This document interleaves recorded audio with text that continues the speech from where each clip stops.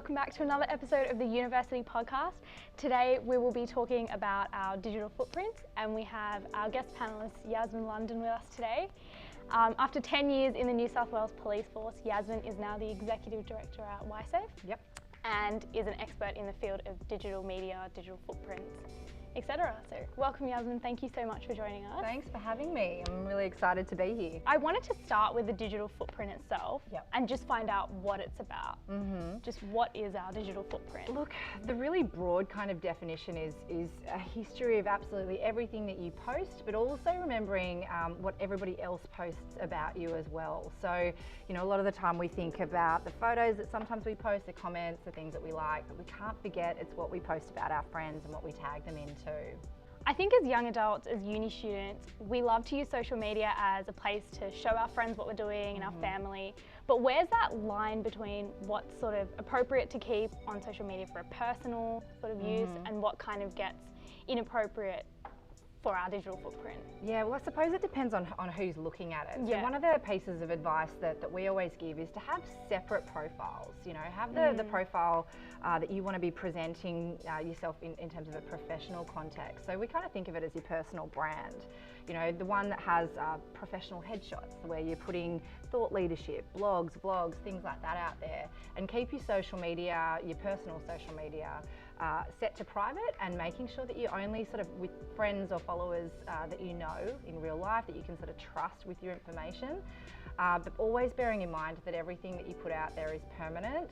We can certainly, you know, go out there and try and delete certain things and be proactive about keeping our digital footprint clean. But that overarching message is, if you're not okay with everyone seeing it, don't post it. Are there things that maybe students feel like it's okay to post, but then, or normal to post for a young adult, but then isn't? Are there any of those kind of things that are just... Yeah, I think, you know, as young people, and I've certainly been there myself as well, you know, you go to a party and you want to sort of share these things and you want to sort of have some fun with your friends. You know, in uni, I know, you know, there's a big drinking culture, a big party culture, and that's okay as long as we don't make it permanent on the internet, because we know that, you know, while we might want to share that information with our friends, we might have some in-jokes, it depends on who's looking at your information after that period of time. So if an employer looks at it, if somebody who, you know, you're looking to try and get an internship with looks at it and sort of decides that that's not appropriate or in line with our brand, then that's where it's sort of going to cause some problems. We often tell a story about a uni student that we dealt with a couple of years ago who was studying medicine, and he went to a party dressed as a pretty famous AFL player that is known for his drug use. And, you know, there was a photograph taken of him, you know, with a line of sherbet in front of him on a table at this party, and he was just pretending to sort of snort it. And unfortunately for him, that photo circulated and the university got a hold of it. And even though he wasn't technically doing anything illegal, it was about how he was perceived. And so those are the things that we really need to be aware of, the perceptions, whether it's right or wrong. In the end, we've got to deal with how people perceive us. So maybe just to think before you post. Definitely.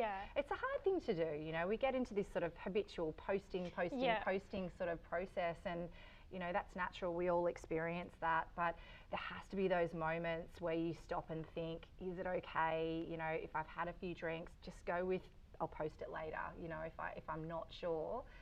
Always just sort of err on that side of caution. Yeah. And if we've got friends posting things of us, I've definitely been in a situation where I'll see a photo of me on Instagram and be like, oh, I don't really like that photo. What's the best way to deal with that when we see something up on social media that we don't like, but it's by somebody else?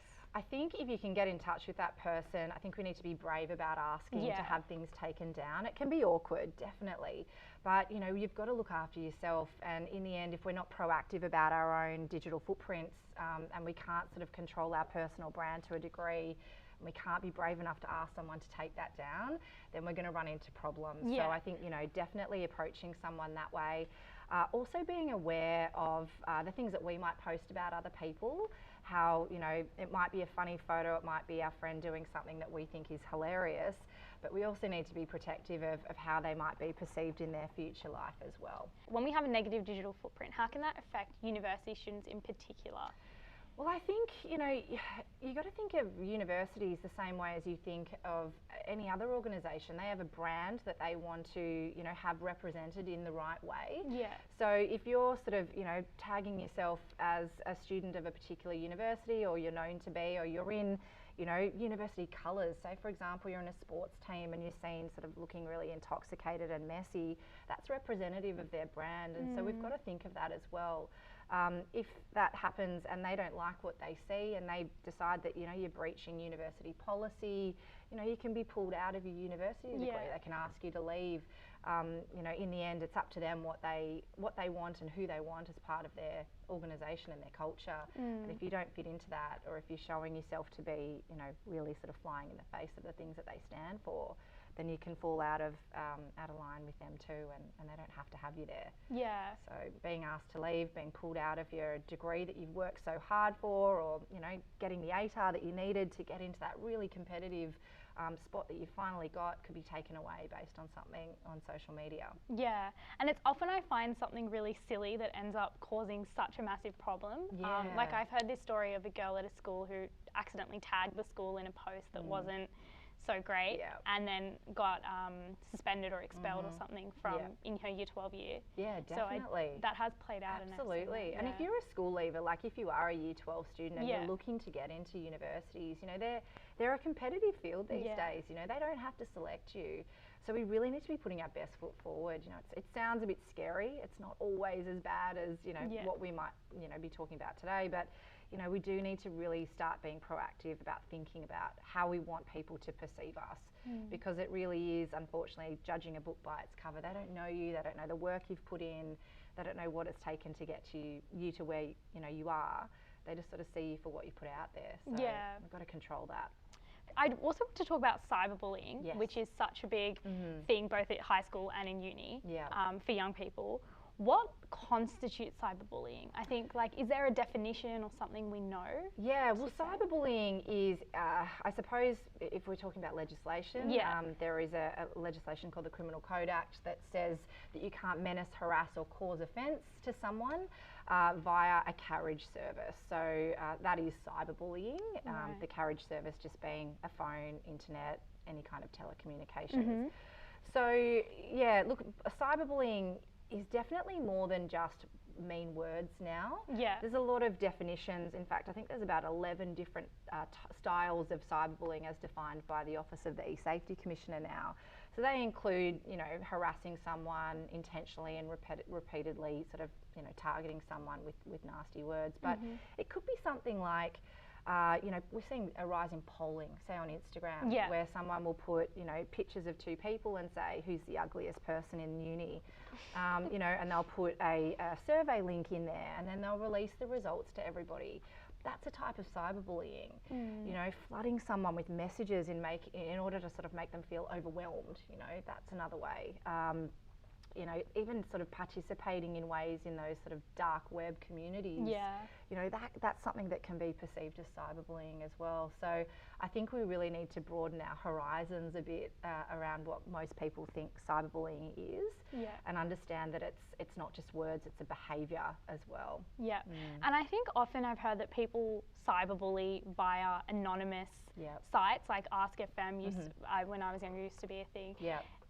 Can we still find out who that person is behind that screen? Yeah, look, there's definitely ways. Those anonymous messaging apps are obviously, they're created for a reason. They're not usually a great reason. Telenome is one that's starting to come up. Saraha was one as well. There's always a new platform where people are doing that. Can they be found? Absolutely. Whether that is a situation where, say the police are going to be involved, they have obviously got the capability of tracking things like IP addresses and things, but it is more difficult. So if you're going to jump onto a platform like that, you've got to jump onto it knowing that the content that you're going to be consuming and the things that you see, maybe what someone might speak to you about, is not necessarily going to be positive. So we need to be, aware and make smart choices for ourselves when it comes to that. But yes, the short answer is it can be found. It's just not always as easy on those.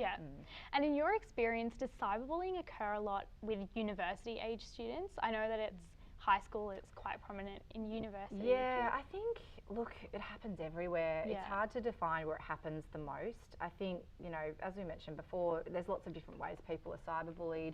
You know, adults speak terribly to other people. You know, I've dealt with a group of people recently where there was a Facebook community page and there's been people cyberbullying each other on that, and they're in their 40s and 50s, these people. So when people have opinions, it can, you know, it can sort of turn a little bit nasty. With uni students, I think one of the things that we see is there's a bit of an issue around banter. You know, how we sort of talk to each other. Where the line is. Yeah, where that line is. And, you know, some people can take a joke, I suppose, and other people take that joke too far. And we have sort of different feelings around that. Yeah. So we've got to be aware of what we do and say and how that, you know, might be perceived by someone who isn't as resilient as us or has some stuff going on that might just sort of touch a raw nerve and be a bit restrained in the things that we say. Yeah, and on that, if someone is being cyberbullied at university, where can they go for help, especially if maybe it's not the most serious case, but it's something they feel is affecting them? Yeah, definitely. Daily? There's a lot of things that you can do. So if you are feeling targeted, I mean, you can always approach the person and sort of make sure that, you know, it could be a banter situation and they've got it wrong. If that's not the case and they are being targeted though, if it's happening on a social media platform, make sure that you report it to the platform. Really important, because sometimes we forget that step. Yeah. We kind of talk about it and we deal with it in other ways, but they need to know if there's somebody on there that's targeting others. Yeah. If it's really bad, you can also go to the Office of the E-Safety Commissioner, which is the main government body that looks after everything relating to cyber safety. If someone is being threatened, intimidated, harassed, it's got to meet a certain threshold, but you can go to them as well and they can basically act in combination with that social media platform to remove the content, which is important. There are also places like, you know, Kids Helpline, which goes up to 25, e-Headspace as well. So if you want to have a chat, you don't want to, you know, identify yourself, that's a really good thing to do as well. And I think, you know, I'm a really big advocate of looking out for your mates, and if you are, you know, a bystander in these sorts of comments, these threads, the things that you're seeing, just making sure you're going up to someone and asking if they're okay. We all need real world support, and I think sometimes when these virtual conversations happen, it's really easy to kind of forget about it and just go, oh, that was a bit harsh, and move on with it. But it's really important to just make sure people are okay in real life too. Yeah, and what steps can we take as young people to sort of protect our accounts? Because I've definitely seen friends of mine who have been on private and then they've been hacked, and I've seen different posts on their site, or someone's pretending to be them. Yeah, these sort of fake accounts. Yeah. It depends on what platform you're on. So there are certain social media platforms where you don't actually have to verify your identity. You know, it might be that you put in a real name or you might put in a fake name, but that email address that usually creates that two-factor authentication to a phone number or an address or something that is real. There are certain platforms you don't have to do that on. So making sure that you know that, you're reading the terms and conditions around information. We do know, as we talked about before, people sort of rip pictures off everywhere on a person's digital footprint and create fake accounts in their name. So again, making sure we report these things, that we go to the police if we need to. You know, if somebody has hacked you, if your personal information is being used in a way that it shouldn't be, don't ever be afraid to go to the police. It is against the law. And you know, if somebody is targeting you and you're maybe able to find out a bit of information about who they are, you can also apply for a provisional violence order. So that's a recent legislative change. It happened at the end of last year. And a PVO is similar to an AVO. The only difference is those two people aren't in a relationship. And what it does is it puts constraints and boundaries on a person's behaviour towards another. If they breach that, if they continue to harass, offend, then they can basically be charged and put in jail. So it's good, and you can go and apply for that yourself. In terms of our mental health, I know that's kind of related to cyberbullying, but also we see a lot of students, young people, get really affected mentally by what they're seeing on social media or comparing themselves to what's on social media. So what's an effective way to kind of overcome that or balance, you know, how our time on social media and our time in the real world? Yeah, I think it really comes down to mindfulness, like being mindful of what you're consuming. I think, you know, we can like and follow lots of people all the time, and you know, we don't sort of go in regularly and sort of cull and make sure that the people that are part of our feed are actually making us feel good. Yeah. You know, rather than us comparing ourselves to, you know, their highlight reel. I think, you know, a lot of us these days, we know that people just post the good stuff. Yeah. But when we're sort of mindlessly scrolling, we don't sort of stop and think, oh, well, this took 100 pictures to get that perfect selfie. You know, not everybody has Chanel handbags in uni. You know, it's about that sort of, that fake side of it that we know is there, and, you know, that's okay. We can post the good stuff, but we have to be mindful of the fact that what we're consuming is everybody's highlight reel. I think being really balanced about it, making sure that you spend time in the real world with real friends and enjoy those times. You know, a lot of the time I speak to a lot of uni students, and they sort of say, you know, we're just so, you know, consumed with making sure we document everything that we're doing. We go to a party, we go to a concert, and it's like, if it's not on Insta, did it really happen? You know, so while that's part and parcel, I guess, of being, you know, a young person in 2019, trying to sort of take control of that yourself, and, you know, understanding, hey, like, I'm going to enjoy this concert. I might, you know, take a bit of a video of it, take some photos, but then put your phone away and enjoy the moment. Yeah, and I've definitely been part of this where we'll go to a location just because it has nice, like, photo areas. It's very Instagrammable location rather than actually. And then I realised after I come out that I've been on my phone the entire time, looking through a screen, taking photos of other people or them taking photos of me. Definitely. Rather it's than hard. actually enjoying where I am. That moment. And I think, you know, the world is slowly changing. I think people are starting to realise that. You know, we went through a real period like that where it's just photo, video. And people want to draw back a little bit and just make sure that they're enjoying those experiences. But I think it's being mindful, and especially if you're in a group of friends as well, kind of supporting that amongst each other. You know, just sort of saying, hey, put the phone down, or let's just enjoy this or that. You know, we don't have to photograph every meal we take. You know, we eat. So just, it is that mindfulness. I think when it comes to mental health as well, there's a lot being done in the space around making sure that people are able to control their digital well-being. So there's screen time apps now. There's little tricks that you can do if you want to start reducing the time that you're spending on your phone. So things like grayscaling your screen, you can do that. It's terrible. Like, it's really, I've tried it. But if you have, for example, you know, you've got exams coming up and you really need to concentrate, you know, grayscale your screen, it will actually make you check your phone less. You know, making sure that you're sort of putting it out of sight. Like, there's a lot of research to show that if your phone's here, even if it's face up or face down, our minds are actually spending time and are distracted by the fact that it's there, and we're trying not to pick it up. And the minute it buzzes, it's like, you're lost. Exactly. So just taking control in those ways.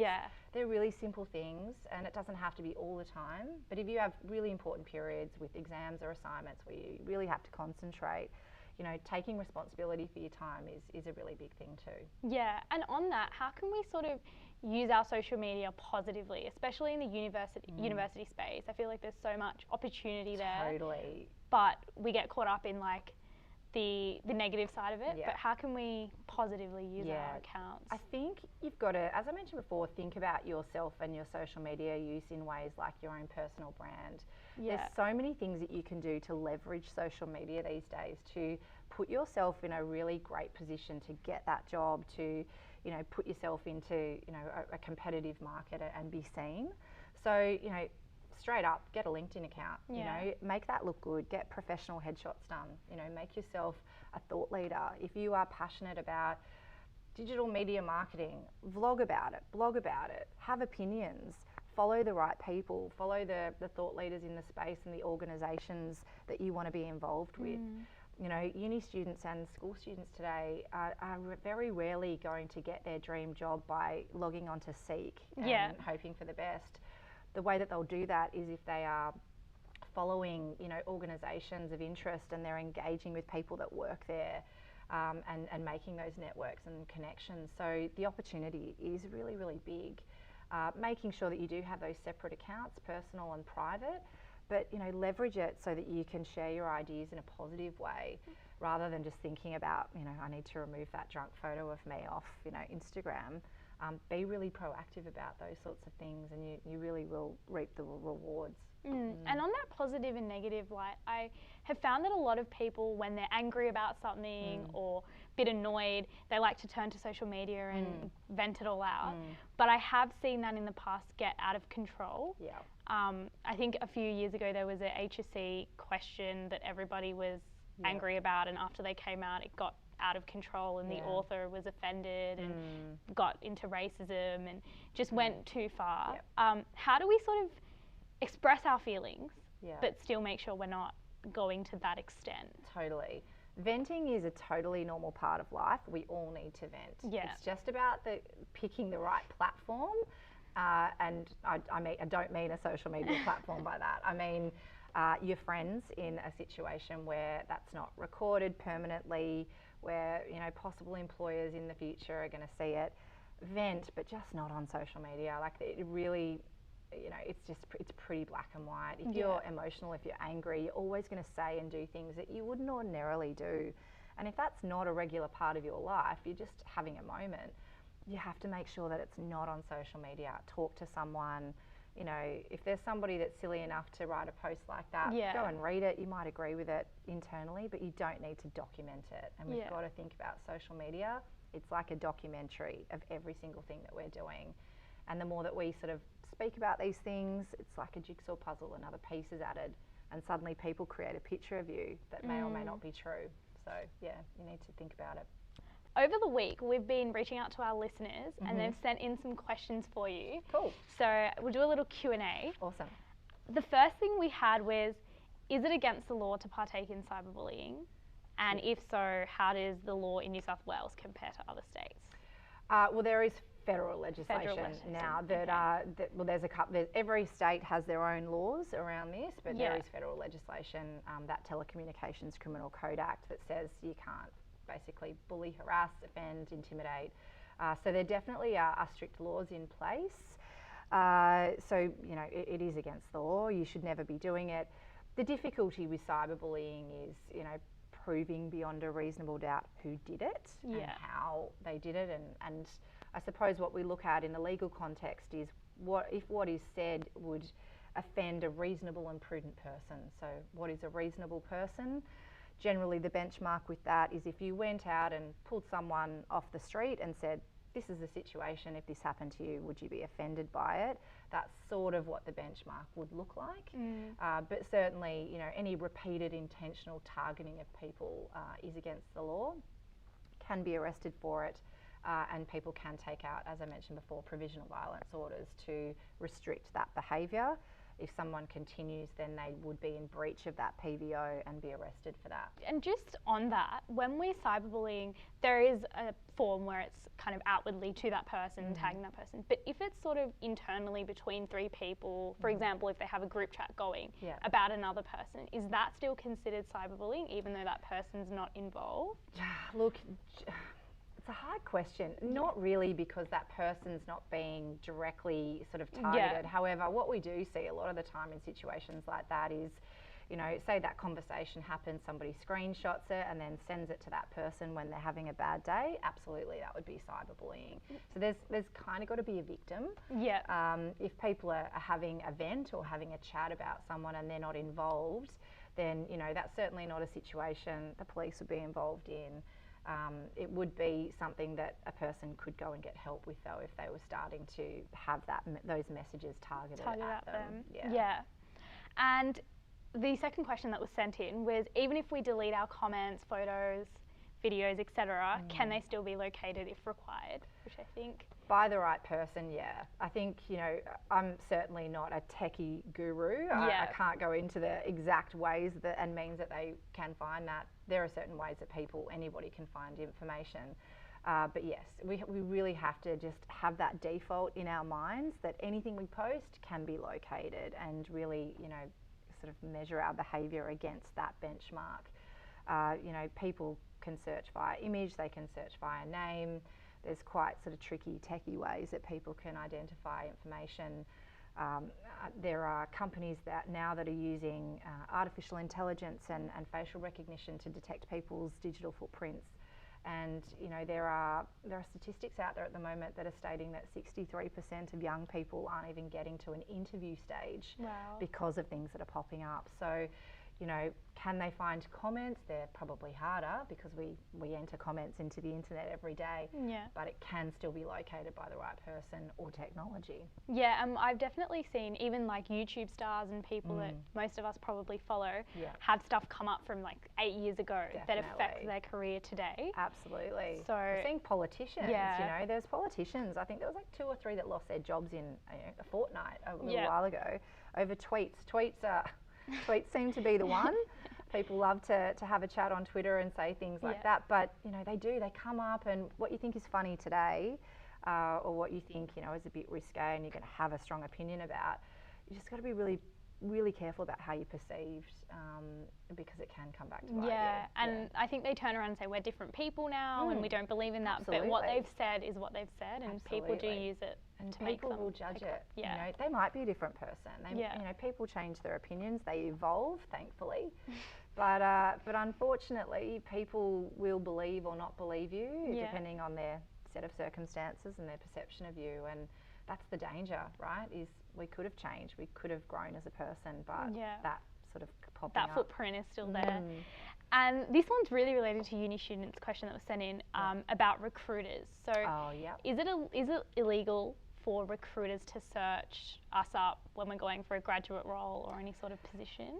Look, I'm not a workplace discrimination lawyer, so I probably can't give legal advice on that. But look, I imagine somewhere in that legislation, in that anti-discrimination legislation, there might be something that says they can't do it. Yeah. But I think in the end, it's kind of irrelevant whether it's legal or illegal. It's happening, and you won't even know about it. You know, they'll be looking at you before they invite you for that job interview. And we've just got to be honest, you know, part of doing due diligence these days as an organisation is making sure that the right people are coming on board. You know, I think there's far more stringent regulations once a person has been hired as to how someone can be dismissed and things. So they're really just wanting to make sure they hire the right people. So whether it's against the law, you might need to speak to a discrimination lawyer about that one to find out exactly how and if and when. But my answer is really, you know, doesn't really matter. They're doing it. It's done. Yeah, and I think you're kind of putting yourself out there anyway. Like, you have a Facebook account, so you're allowing people to search you up. And anything that's publicly accessible, you know, it might be that they're looking at you in the context of possibly offering you a job, but anything that you make public is accessible by anyone, and it doesn't mean that it's illegal. So, Yeah, and I guess to go hand in hand with that, we were asked what kind of red flags, what would be a red flag for an employer, for example? Like you're applying for a graduate role, you've just almost out of uni, they're going on your social media, what would be the issue, the kind of issues they'd have? There's the obvious, drunk photos, anything illegal, any swearing, profanities, inappropriate information. But you've got to think about other things, like if you've ever posted, you know, that you're chucking a sickie, you know, that you know, you're not coming to work or you're not turning up, and that you're having fun down at the beach. Be prepared that they might come across those, and that's not going to really reflect too well on you. I think any really strong opinions about certain things as well. Like we've seen, you know, recently Israel Folau and his sort of workplace discrimination issues, and comparing that with free speech. You know, if you want to be really vocal about things that may be polarising, you've got to be prepared that might actually prevent you getting a job. And you know, we do live in a country where we're lucky enough to have these free thoughts and free opinions, but we do need to be careful about how people might perceive us based upon those opinions. If we have, you know, cyberbullied or made fun of people, you know, defamation is something that's starting to come up a lot with people's opinions. If you are damaging someone's reputation based upon things that you think or see or post, those are things that can certainly prevent you moving forward in your career. And it's something, as uni students, it's really important to start thinking about now, so that it doesn't bite you in a couple of years' time. And is that because kind of the organisation gets attached to you in a way? Like some people I think of, oh, that's so-and-so and they work here. Yep. Is that why? And I would take that on to that organisation? Definitely. I think, you know, organisations are brands and they hire people that are going to represent that brand well. And, you know, I don't think that's a bad thing. I think, you know, brands are known for different things, and there are brands out there that are very conservative, and there are brands out there that are not. They're quite risque, and they want people that are bold and bright and beautiful and all those things. It really depends on the direction that you'd like to go in. I would sort of stay somewhere in the middle. I think it's fine to have opinions, as long as you don't sort of cross that line into attacking others, and that you're also, you know, able to sort of take on other people's thoughts and feelings and opinions, and have robust discussion, but keeping it respectful is always the key. So that was a lot of questions. To wrap up with, always play a fun game. I love games. University podcast. Awesome. So today we have Would You Rather. Okay. Okay. So we'll start with the first one. Would you rather never use social media again, or never watch another movie or TV show? Oh, wow. I love TV shows. But I don't think I can go without social media with the way that the world is going. And I'm going to predict that, you know, there'll be a capacity for me to watch movies and TV shows on social media anyway. So I'm going to pick social media. I'll stick with that one. Okay. Which kills me a bit because I do love a movie and I do love TV. But I'll go with social media. And related to that, would you rather never get stuck in traffic, or always have slow internet connection? So I think about 80% of so we did a poll on this question, and about 80% of people said they'd rather get stuck in traffic. I'm there but going. I thought slow internet, because traffic is extremely annoying to me. It's so annoying, but I'm thinking a little bit deeply about this, and I'm thinking if my internet is good, if I keep that, you know, if I don't have the slow internet, then I can use Waze to keep find your way out of traffic. That's my answer. I think you're going to be tricky about that one. Yeah, because I was really surprised. We just had like an overwhelming response to using. People hate slow internet. It's so frustrating though, because I think when you are used to it being really quick, it's so annoying. And when you just like really need an Uber or something, and you're stuck in the rain like today, and you're just waiting there for an Uber and it's not loading. I've been there so many times. Okay, so our next one is: would you rather be able to run or able to fly? Are we talking like run really fast? Or, like a supersonic speed. Oh, right, like supersonic speed. I think I'd probably like to fly, because it would be probably a bit more relaxing, and I wouldn't get as sweaty through going through the air. I'd arrive with my makeup intact. I pick flying. And would you rather be the funniest person in the room or the most intelligent person in the room? Probably most intelligent. I think, you know, if you're intelligent, you can probably find ways to be funny as well. Yeah, I think so. And our last one is teleport anywhere or read minds. Oh, 100% teleport. Sometimes you don't want to read people's minds, I think. Find out what they're thinking about you. Ignorance is bliss sometimes, and being able to teleport would actually solve our traffic situation as well. Yeah, so teleporting with the fast internet. Definitely. We're sorted. I look forward to when that happens. Thank you so much, Yasmin, for joining us on this episode of the University Podcast. It's been my pleasure. Thanks for having me. And I think we've all learned a lot about cyber safety and the digital space, and I'm definitely going to go back on my social media and check it out, check who's tagging me and things. Definitely. Just be proactive. Check it and cull and clean as often as you can. And I know you can hide from your timeline as well, which might be useful. I've done that a few times, definitely. Yeah. I think keeping on top of all the trends too that are changing, and just making a little concerted effort as regularly as you can certainly will help you out. Thank you so much, Yasmin. No worries. And thank you so much for listening.